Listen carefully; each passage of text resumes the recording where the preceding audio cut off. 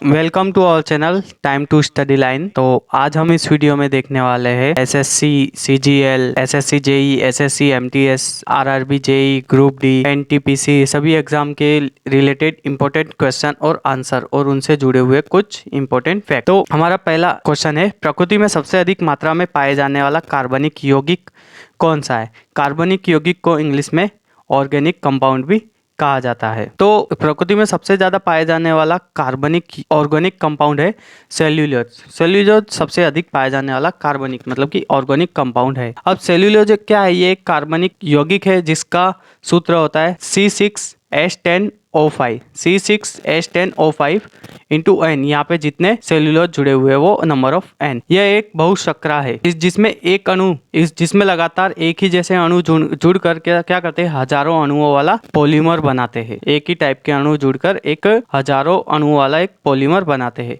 प्रकृति में organic component की संख्या 10 लाख से भी अधिक है। और ये सेल्यूलोज है, ये बहुत ही इम्पोर्टेंट फैक्ट होता है जीवन पद्धति के लिए। 10 लाख से भी अधिक ऑर्गेनिक कंपाउंड है जिसमें सबसे अधिक जो पाया जाता है वो होता है सेल्यूलोज होता है। सेल्यूलोज सबसे अधिक रुई के अंदर 90% होता है। हम जो रुई यूज़ करते हैं उसके अंदर 90% जितना सेल्यूलोज होता है। बाकी कॉनिफेरस कास्ट के अंदर 60%। और जबकि अनाज के जो पुआल होते हैं ना, जिसके अंदर पुआल हो, उसके अंदर 40% जितना सेल्यूलोज पाया जाता है। सेकेंड क्वेश्चन है अपना, वृद्धावस्था के अध्ययन को विज्ञान की किस शाखा के अंतर्गत किया जाता है?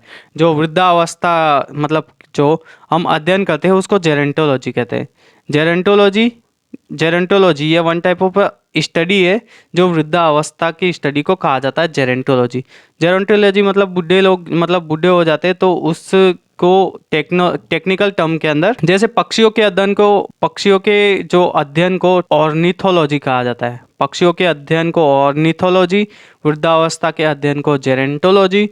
उसी तरह हृदय और उसकी बीमारियों से अध्ययन को कार्डियोलॉजी कहते हैं। कार्डियोलॉजी अपने हार्ट से रिलेटेड जो भी स्टडी करते हैं उसको कार्डियोलॉजी कहते हैं। और जो शैवाल होते हैं, शैवाल के रिलेटेड जो स्टडी करते हैं उसको साइंस की भाषा में फाइकोलॉजी कहा जाता है। यहाँ पे 4 प्रकार की स्टडी हमने देखी। फर्स्ट, वृद्धावस्था के अध्ययन को हम लोग जेरेंटोलॉजी कहते हैं। पक्षियों के अध्ययन को ऑर्निथोलॉजी कहते हैं। हृदय से रिलेटेड जो भी बीमारी होती है उनको कार्डियोलॉजी कहते हैं। और शैवाल से रिलेटेड जो स्टडी होती है उसको फाइकोलॉजी कहते हैं। थर्ड क्वेश्चन, डोलोमाइट किसका अयस्क है? तो डोलोमाइट ये कैल्शियम का अयस्क है। कैल्शियम का अयस्क है।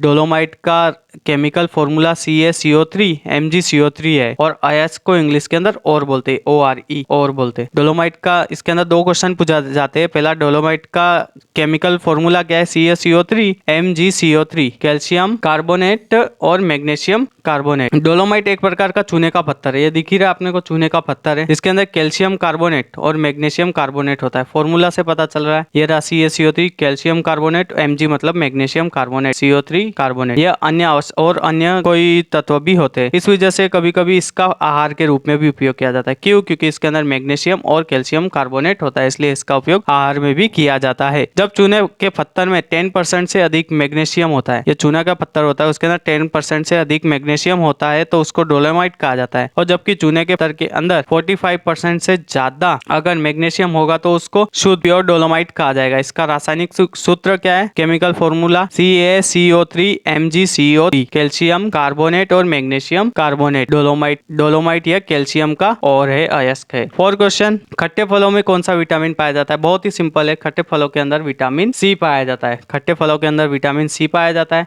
ये विटामिन कितने 6 प्रकार के होते हैं। Vitamin A, B, C, D, E और K। तो इसको याद रखने की ट्रिक है रथ एक टॉफी। सिंपल फॉर्मूला, सबका पहला वर्ड याद रखो, रथ एक टॉफी। ए का रासायनिक नाम रेटिनॉल, र से रेटिनॉल, थ से थायमिन, बी का विटामिन बी का chemical name thiamine, vitamin C का एस्कॉर्बिक अम्ल, विटामिन डी का कैल्सीफिरोन, विटामिन ई का टोकोफेरोल और विटामिन के का फिलोक्विन। विटामिन के रक्त के थक्के के लिए जवाबदार रहता है। विटामिन ए हमारी आंखों की रोशनी के लिए। विटामिन बी बेरी की कमी से होता है। विटामिन सी यह खट्टे फलों के अंदर पाया जाता है। विटामिन डी यह धूप में बैठने से हमारी हड्डियां हड्डियां मजबूत होती है, विटामिन डी धूप से मिलता है हमको। इस प्रकार सभी विटामिन का अलग अलग यूज है। तो विटामिन सी का रासायनिक नाम हमने देख लिया, एस्कॉर्बिक एसिड होता है। विटामिन सी के फायदे क्या होते हैं? हमारे शरीर को भरपूर मात्रा में प्रोटीन मिलता है, हमारा इम्यून सिस्टम भी अच्छा होता है, शरीर को बीमारियों और इन्फेक्शन से लड़ने में सक्षम बनाता है। विटामिन सी से भरपूर एंटीऑक्सीडेंट मिलता है, जिससे क्या होता है बॉडी में डिटॉक्स होती है, जिससे त्वचा अच्छी होती है और हड्डियों को भी मजबूत करता। पांचवा क्वेश्चन हमारा, ध्वनि की तीव्रता को मापने का यंत्र का क्या नाम है? ध्वनि मतलब कि साउंड को मेजरमेंट करने वाले इंस्ट्रूमेंट का नाम है ऑडियोमीटर। नाम से मालूम पड़ रहा है ध्वनि मतलब ऑडियोमीटर। ये हमारा है ऑडियोमीटर का फोटो है। उसी तरह हमारी जो वाहन की स्पीड है उसको बढ़ाने के लिए बढ़ती है, तो उसकी स्पीड को मापने के लिए होता है एक्सीलोमीटर होता है, एक्सीलोमीटर होता है। उसी तरह हम लोगों को एयर की गति, हवा की गति को मापना होता है, उसके लिए होता है एनीमोमीटर का यूज होता है। उसी तरह अगर हवा और गैसों के भार और घनत्व को मापना हो, उसके लिए एरोमीटर का यूज होता है, एरोमीटर। ऊंचाई, विमान कितनी ऊंचाई पर है, तो विमान की ऊंचाई को मापने के लिए अल्टीमीटर का यूज होता है। उसी तरह कंडक्टर में से कितना करंट एम्पियर फ्लो हो रहा है, उसके लिए हम लोग एमीटर का यूज करते हैं। एमीटर यूज होता है धारा के प्रवाह को मापने के लिए। तो हमारा 6 क्वेश्चन है, दूध का खट्टा होना किसके द्वारा होता है? तो दूध का खट्टा होना ये हमारे जीवाणुओं के द्वारा होता है। दूध का खट्टा हो जाना ये एक रासायनिक परिवर्तन है। रासायनिक मतलब कि केमिकल परिवर्तन है, क्योंकि यह एक नया उत्पाद बनाता है जो लैक्टिक एसिड होता है, इसलिए दूध खट्टा हो जाता है। रासायनिक परिवर्तन किसको कहते हैं? जो एक अलग ही कंपोनेंट या उत्पाद बना दे उसको रासायनिक परिवर्तन कहते हैं। मक्खन का एक बर्तन में पिघलना कौन सा परिवर्तन? जो कि भौतिक परिवर्तन है। मक्खन का एक पिघल जाना, उसका मतलब कि फिजिकल जो चेंज होता है वो चेंज होता है, इसलिए चेंज हो जाता है, फिजिकल चेंज हो जाता है, इसलिए इसको भौतिक परिवर्तन कहते हैं। जबकि कच्चे आम का पक जाना ये रासायनिक परिवर्तन है। क्यों? क्योंकि यह कच्चे आम से वापस पक्का नहीं हो जाएगा। एक बार कच्चा आम पक गया तो वो पक्का हो जाएगा, वापस से कच्चा नहीं होगा, इसलिए इसको रासायनिक परिवर्तन कहते हैं। इसी तरह दूध का खट्टा हो जाना या फिर दूध का दही से जम जाना, यह भी रासायनिक परिवर्तन के अंदर आता है। तो 7 क्वेश्चन है हमारा, श्वेत प्रकाश के वर्णक्रम स्पेक्ट्रम में प्रिज्म के द्वारा सर्वाधिक विचलित होने वाला रंग कौन सा है? तो सबसे ज़्यादा विचलित होता है हमारा बैंगनी रंग, जो कि सबसे ज़्यादा विचलित होता है। सबसे कम होता है वो हमारा होता है रेड कलर। विचलित होने का क्रम यूं धीरे धीरे घटता जाता है, सबसे ज़्यादा विचलित, फिर कम, सबसे कम होता है हमारा रेड कलर। और इन्हीं रंगों को याद करना हो तो सिंपल सी ट्रिक है, VBG VIBGYOR, VIBGYOR, VIBGYOR spectrum of the light कहा जाता है। लाल, नारंगी, सबसे ऊपर लाल, नारंगी, पीला, हरा, ब्लू, इंडिगो और वायलेट। इंग्लिश में बेजानिहा पीना ला, अगर हिंदी में याद करना हो तो, और इंग्लिश में याद करना हो तो विबजियोर। जब सफ़ेद प्रकाश की किरणें, यहाँ से ये सफ़ेद प्रकाश की किरणें आती है, जब प्रिज्म पे पड़ती है, तो जब ये यहाँ से प्रिज्म से निकलती है तो ये 7 रंगों के अंदर विभाजित हो जाता है। इसको हम कहते हैं श्वेत रंग का स्पेक्ट्रम कहा जाता है। 7 रंगों के अंदर बंटना इसको स्पेक्ट्रम कहा जाता है। 8वां क्वेश्चन है हमारा, रेफ्रिजरेटर में प्रशीतक मतलब कि रेफ्रिजरेंट के रूप में क्या यूज़ होता है? तो रेफ्रिजरेटर, हमारे जो फ्रिज होते हैं उसके अंदर हम लोग फ्रीऑन का यूज़ करते हैं। फ्रीऑन का जो केमिकल फॉर्मूला होता है वो होता है CF2Cl2, डाइक्लोरोकार्बन। 20वीं सदी में हम लोग क्लोरोफ्लोरोकार्बन का यूज़ करते थे, CFC का यूज़ करते थे बहुत ज़्यादा। अभी हम लोग फ्रीऑन का यूज़ करने लगे, डाइफ्लोरोकार्बन। 9th क्वेश्चन है हमारा, दूध से दही बनाने में कौन सा बैक्टीरिया सहायक होता है? दूध से दही बनाते हम तो हम लोग यूज़ करते हैं लैक्टोबैसिलस जो बैक्टीरिया का यूज़ करते हैं दूध से दही बनाने के अंदर।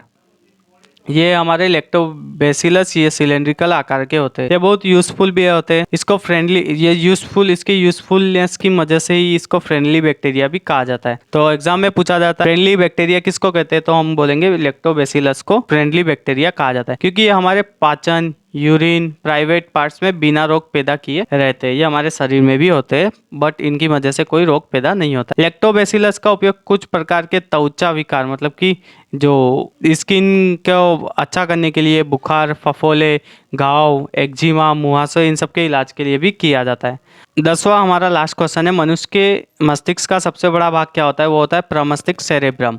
सेरेब्रम ये आता है हमारे अग्र मस्तिष्क के अंदर आता है। ये हमारे अग्र मस्तिष्क होता है, इसके अंदर 3 पार्ट होते हैं। पहला प्रमस्तिष्क, थैलेमस और हाइपोथैलेमस।